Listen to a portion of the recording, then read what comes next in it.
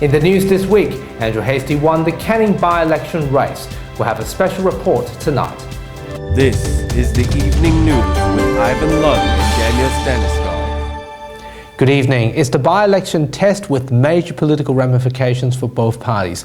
Liberal candidate Andrew Hastie has won the Canning by-election race, a victory that new Prime Minister Malcolm Turnbull was hoping for just days after toppling Tony Abbott. Andrew Hastie had won the Canning by-election by 6%, where he had claim of 55.66% of the vote on a two-party preferred basis, replacing the late Don Randall after an unexpected win. After a vigorous interview process, you've given me a job.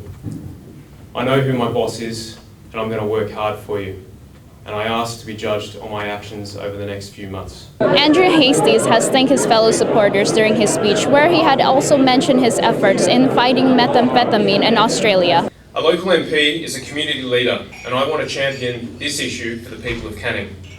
Despite the change in Tony Abbott's Prime Minister term with Malcolm Turnbull, Mr. Hastie still led a strong race, thanking both figures and Foreign Minister Julie Bishop. Supporters and families had congratulated Mr. Hastie in the hopes of a positive outcome through Liberal. I'm feeling very optimistic, and he will make an outstanding Member of Parliament, and the people of Canning will be proud to have him as their member. Cecilia Faustina, WAMN News. Meanwhile, Labor candidate Matt Keogh conceded defeat.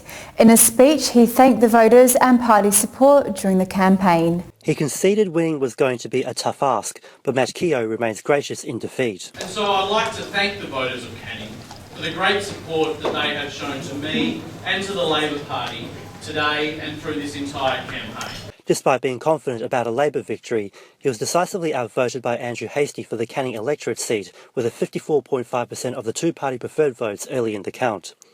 His wife Annabelle and supporters grateful with a show of support despite the loss. I, of course, need to thank my lovely wife Annabelle. Early election polls across the 112,000 voter electorate placed Hastie in a strong position with a 57 to 43 margin. But Keogh remained positive until the very end of the campaign, encouraging his constituents to fight for local change. Nelson Liu, WAMN News. A new head contractor agreement from the Housing Authority has caused 15 local Aboriginals to lose their jobs in Kimberley. Shadow Minister for Local Jobs Frank Logan said the job losses were due to the failure in renewing the partnership with Aboriginal corporations.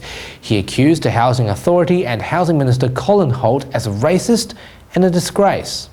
Unfortunately, every single time local companies up in the Kimberley tender for work, they get overlooked for companies in Perth, companies in Darwin and companies in the eastern states. And I've raised this over and over again in Parliament. A Perth-based startup is looking to change the way education works in Australia through virtual reality.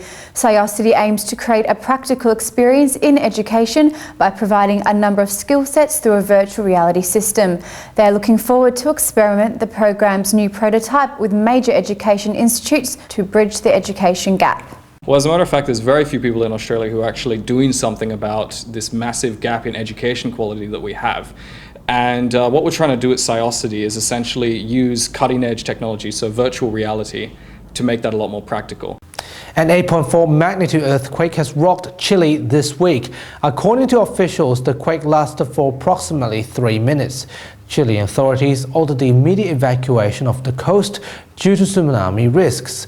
There have been reports of citizens feeling this year's earthquake lasted more than 3 minutes, which was longer than the 8.8 magnitude earthquake back in 2010.